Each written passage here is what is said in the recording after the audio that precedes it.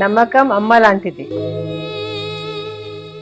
మా మీద మీ నమ్మకం మిమ్మల్ని తప్పకుండా అమ్మని చేస్తుంది.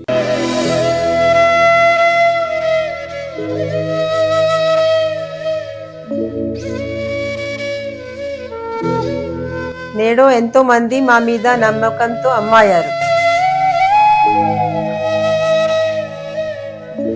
మీకోసం అమ్మతనం ఎదురు చూస్తుంది. వివరాలకు సంప్రదించండి. Kiran infertility centre, Hyderabad, Bengaluru, Chennai, Delhi. శ్రీమాత్రే నమ. జయ గురు దత్తాత్రేయ నమ. ఈ వీడియోలో మనం ఫిబ్రవరి 23 నుంచి ఏప్రిల్ 2వ తారీఖు మధ్యలో, అంటే సుమారుగా ఒక 39 రోజులు 40 రోజుల పాటు కుంభరాశిలో రాహు కుజ గ్రహాలు కలిసి సంచరించడం జరుగుతుంది. అయితే ఈ 2 గ్రహాలతో పాటు ఒక బుధ శుక్ర రవి కూడా కొంతకాలం పాటు సంచరించడం జరుగుతుంది. అయితే ప్రధానంగా ఈ కుంభరాశిలో రాహు అన్నది స్వక్షేత్రం. అక్కడ ఈ సంవత్సరం అంతా డిసెంబరు నెలాఖరు వరకు అటు ఇటుగా రాహు కుంభరాశిలో సంచరిస్తూ ఉంటాడు. అయితే రాహుతో ఏ గ్రహం కలిసినా కూడా ఆ గ్రహ కారకత్వాల్ని రాహు స్వీకరించి తను ఇవ్వడం చేస్తూ ఉంటాడు. సో ఆ కారణం వల్ల ఏంటంటే, మరి ఈ కుజుడు స్వభావ సిద్ధంగా తీక్షణ గ్రహం, చాలా తీవ్రమైనటువంటి గ్రహం. అటువంటి కుజుడు మరి రాహుతో కలిసి ఉండడం వల్ల ఈ రాబోయే 40 రోజుల్లో కుజుని యొక్క కారకత్వాలు చాలా వరకు ఇబ్బంది పడడం జరుగుతూ ఉంటుంది. అంటే కుజుడు సంబంధించిన వాటి వరకు ఏంటంటే సాధారణంగా వివాహ జీవితంలో ఉన్నటువంటి సమస్యలు, స్త్రీలకి భర్త యొక్క నడవడిక, భర్త యొక్క ఆరోగ్యం, యోగక్షేమాలు, అలాగే మిగతా వారికి ప్రమాదకరమైనటువంటి ప్రమాదాలు, అలాగే అన్నదమ్ములతో ఆస్తి సంబంధించినటువంటి విభేదాలు, అలాగే ప్రభుత్వ ఉద్యోగులకి ముఖ్యంగా ఈ పోలీస్ డిపార్ట్మెంటు, ఇన్కమ్ ట్యాక్స్, అంటే ఎవరైతే ఉత్సాహంగా అవుట్డోర్ వర్క్ చేస్తుంటారో యూనిఫామ్ వేసుకొని, వాళ్ళందరికీ కూడా కొంతవరకు ఈ అపకీర్తి, ఇబ్బందులు రావడం, ఉద్యోగపరమైన సమస్యలు రావడం జరుగుతుంటుంది. కొన్ని సందర్భాల్లో న్యాయ వ్యవస్థ మీద, లా అండ్ ఆర్డర్ మీద ఇబ్బంది కలుగుతూ ఉంటుంది. వాటి మీద తిరుగుబాటు చేయడం, ప్రభుత్వ విధానాలకి వ్యతిరేకంగా ప్రవర్తించడం, అలాగే సాధారణంగా వ్యక్తుల్లో నీతి నశిస్తూ ఉంటుంది, అవినీతి పరంగా వెళ్తూ ఉంటుంది. ఎవరైతే సన్మార్గంలో వెళ్తున్నారో వాళ్ళు ఇబ్బంది పడుతుంటారు. అలాగే దుర్మార్గంగా, అలాగే దారుణంగా రౌడీజం చేస్తూ, ఇతరుల ఆస్తి దోచుకుంటూ, ఇతరులకు ఇబ్బంది కలుగుతున్న వాళ్ళకి ఈ సమయంలో వాళ్ళకు అనుకూలంగా కొన్ని గ్రహాలు, ఈ రాహుగ్రహం పనిచేయడం జరుగుతూ ఉంటుంది. బట్ ఏదైనా రాహుతో ఏ గ్రహం కలిసినా ఆ గ్రహానికి సంబంధించినటువంటి కారకత్వాలు ఇబ్బంది పడడం జరుగుతూ ఉంటుంది. అలాగే ఒకరి జన్మజాతకం అనుకుందాం ఉదాహరణకి, ఈ రాహుతో కుజుడు కలిశాడు అంటే స్త్రీల యొక్క జాతకం అయితే భర్త గారికి ఇబ్బంది కలగడం కానీ, నష్టం కలగడం కానీ, వ్యసనాలు పాలవడం కానీ జరుగుతూ ఉంటుంది. అదే శుక్రుడు రాహుతో కలిస్తే మగవారి జాతకంలో భార్యకి అనారోగ్యం కానీ, ధన నష్టం కానీ జరుగుతూ ఉంటుంది. అలాగే జాతకుడు నైతికంగా వ్యభిచార యోగం చేయడం, ఇతరుల మీద వ్యామోహం పెంచుకోవడం, ఈ విధంగా జరుగుతుంటుంది. బుధుడు రాహుతో కలిసినప్పుడు మరి జాతకుడు అన్యాయ మార్గంలో ధనం సంపాదించే ప్రయత్నం చేస్తుంటాడు. అలాగే బ్లాక్ మార్కెట్ చేయడం, డాక్యుమెంట్స్ తారుమారు చేయడం, ఫేక్ డాక్యుమెంట్లతో రుణాలు స్వీకరించడం, ఈ విధంగా ప్రజల్ని మాయ చేస్తూ ధనార్జన చేయడం జరుగుతూ ఉంటుంది. ఇక రవి కలిసినప్పుడు కొంతవరకు వ్యక్తిగతంగా ఆరోగ్యం దెబ్బతింటూ ఉంటుంది, మంచి నేమ్ అండ్ ఫేమ్కి దెబ్బ తగులుతూ ఉంటుంది. అందువల్లనే ఈ గ్రహణం ఏర్పడినప్పుడు ఏ రాశిలో గ్రహణం ఏర్పడితే ఆ రాశికి పరిహారం చేయడం జరుగుతూ ఉంటుంది. ఈ విధంగా రాహు తన ప్రభావాన్ని ప్రతి గ్రహం మీద చూపడం జరుగుతూ ఉంటుంది. ప్రస్తుతం ప్రధానంగా ఈ కుజుడికి రాహుకి ఇప్పుడు ఏర్పడినటువంటి సంయోగం ఇంచుమించుగా మనకి ఏప్రిల్ 2వ తారీఖు వరకు ఉంటుంది. కాబట్టి అప్పటి వరకు ఏ రాశి వారు ఎటువంటి జాగ్రత్తలు తీసుకోవాలి, వారికి వచ్చినటువంటి సమస్యల్ని ఏ విధంగా సాల్వ్ చేసుకోవాలి అన్నది మనం ఈ వీడియోలో పరిశీలించే ప్రయత్నం చేద్దాం.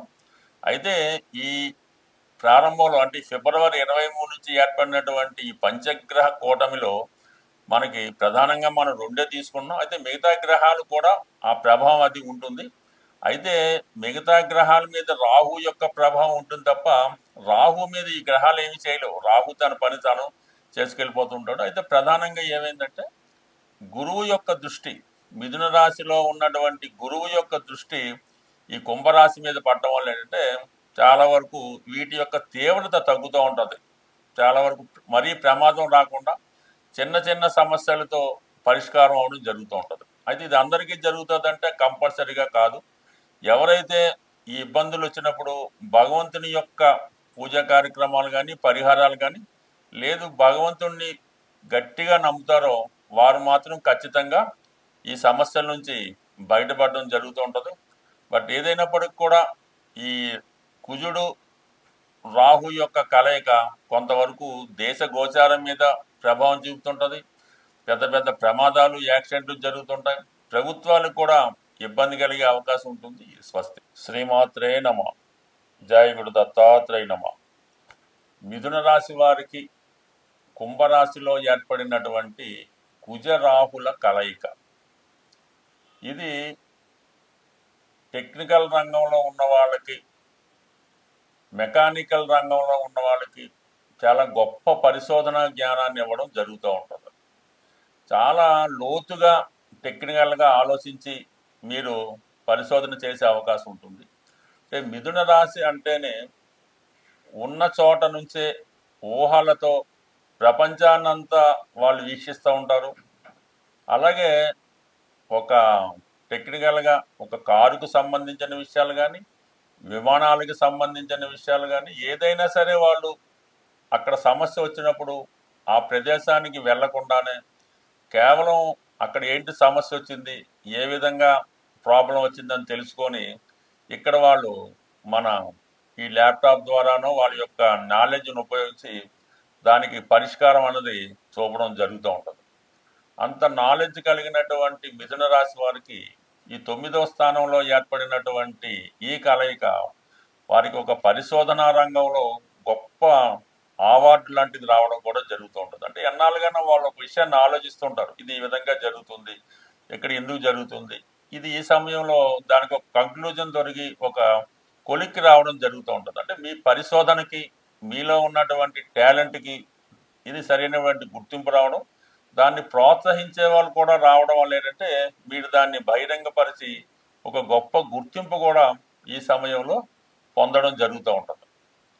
సో ఇది ఈ విధంగా ఉంటే ఈ భాగ్యస్థానం అన్నది ఏంటంటే మన ధర్మశాస్త్రం ప్రకారం చాలా నిజాయితీగా ఎవరికి ఇబ్బంది పడకుండా మన ధర్మాన్ని కాపాడుకుంటూ, మన శాస్త్రాలని కాపాడుకుంటూ, పెద్దల్ని గౌరవించుకుంటూ, వారి మాట ధిక్కరించకుండా ఒక సాంప్రదాయంగా వెళ్తున్నటువంటి ఆధ్యాత్మిక సంబంధించినటువంటి స్థానం 9వ స్థానం.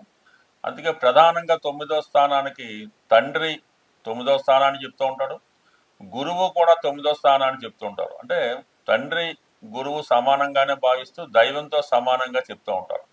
అటువంటి 9వ స్థానంలో ఏర్పడినటువంటి ఈ కుజ రాహుల కలయిక సడన్గా కొన్ని సందర్భాల్లో మీ గురువు గారికి కానీ, మీ గాడ్ ఫాదర్కి కానీ, మీ తండ్రి గారికి కానీ హెల్త్ ప్రాబ్లం రావడం కానీ, లేదంటే వారితో మీకు విరోధం రావడం కానీ జరుగుతూ ఉంటుంది.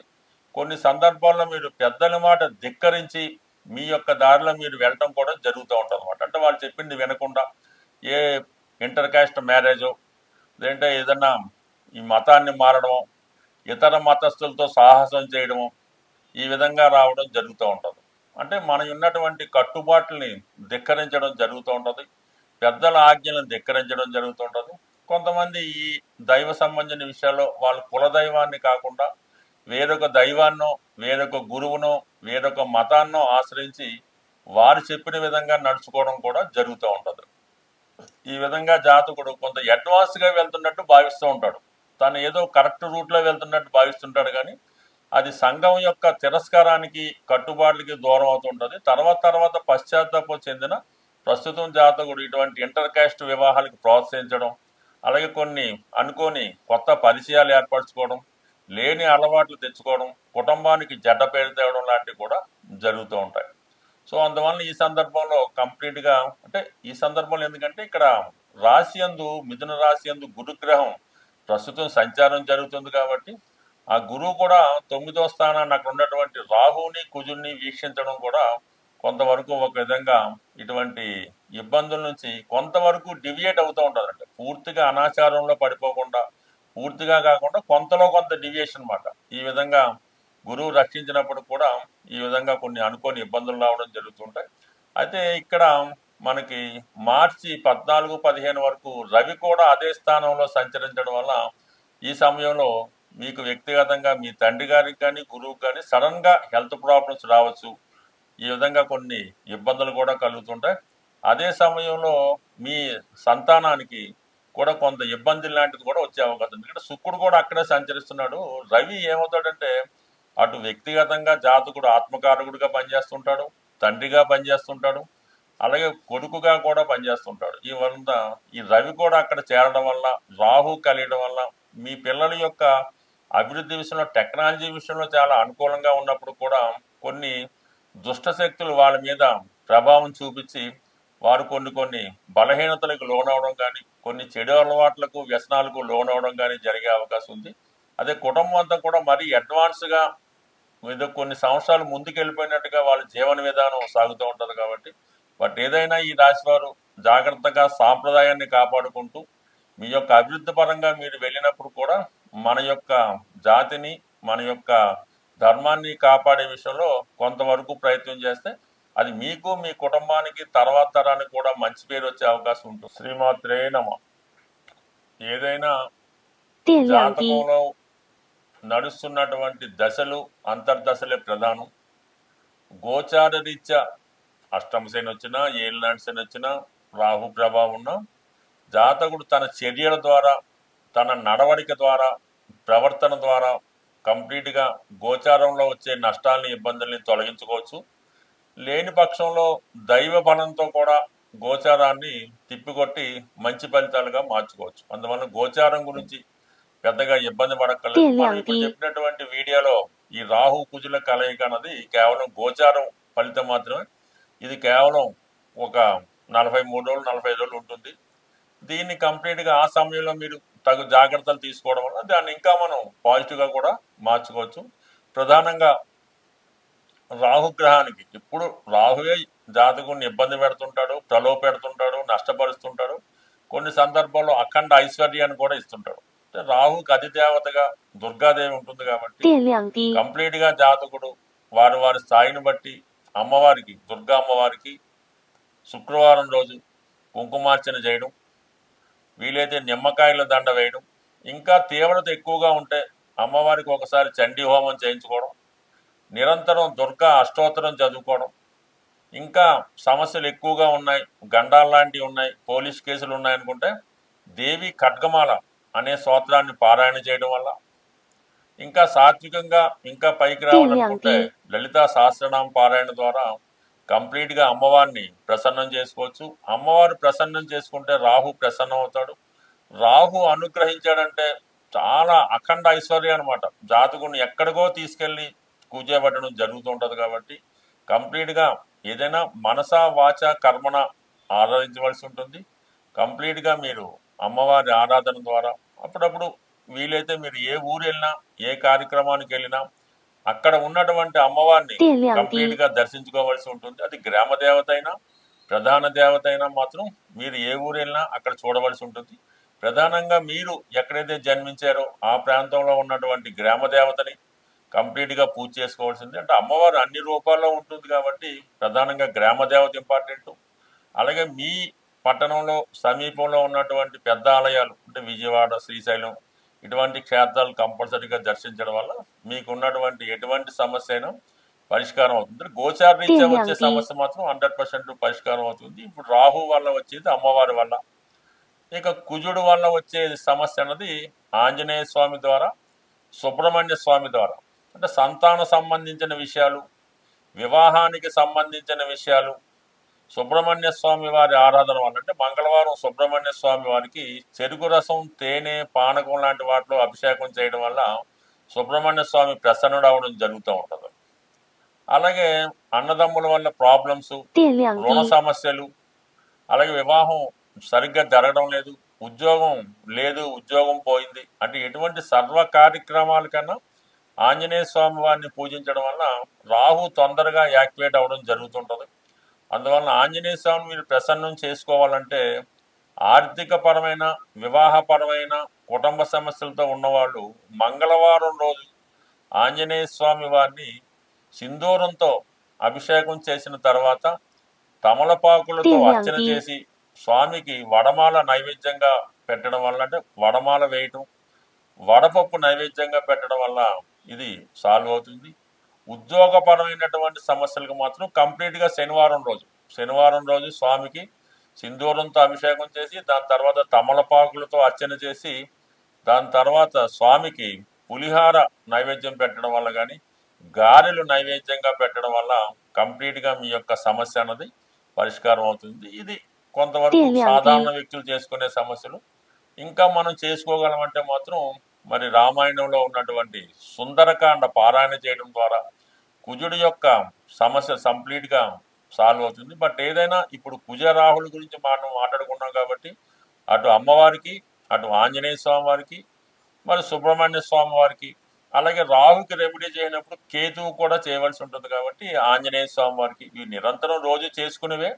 అయితే పర్టికులర్గా కొంత ఎక్స్ట్రాగా చేయడం వల్ల ఏంటంటే ఆ గ్రహాలు ప్రత్యేకంగా అవి అందడం వల్ల ఆ గ్రహాల పరిహారమై మనకి మంచి ఎనర్జీని ఇవ్వడం జరుగుతూ ఉంటుంది. స్వస్తి.